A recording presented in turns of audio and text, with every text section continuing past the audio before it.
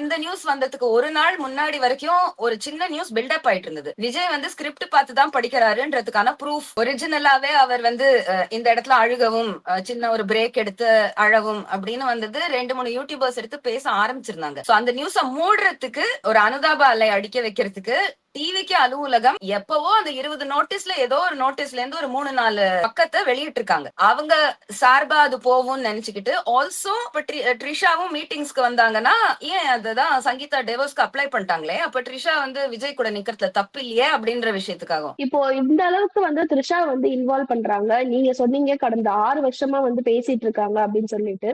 ஆனா 6 வருஷமா வெளிய வராத ஒரு விஷயம் இப்போ வந்து தாவேகாவால வெளிய வந்திருக்குன்னு சொல்றீங்க. சோ இது வந்து ஒரு ப்ரீ பிளான்டான ஒரு விஷயம் தான். அப்படிதானே மேம்? ப்ரீ பிளான்ட்னு சொல்ல முடியாது. 6 வருஷமா சங்கீதா ரொம்ப கண்ணியமா இதுக்கு எந்த ஒரு பப்ளிசிட்டியும் நாடாம, இதெல்லாம் ரொம்ப லீக் ஆகாம கான்ஃபிடென்ஷியலா ஜஸ்ட் அந்த ஃப்ரீடம் கிடைக்கணும் அந்த ஒரு சைக்கோ கணவர்ட்டேந்து அப்படின்னு அவங்க எடுத்துட்டு இருந்த முயற்சிய விஜய்ன்ற நபர் தான் அவரோட மனைவி சங்கீதாவை his thrown her under the bus.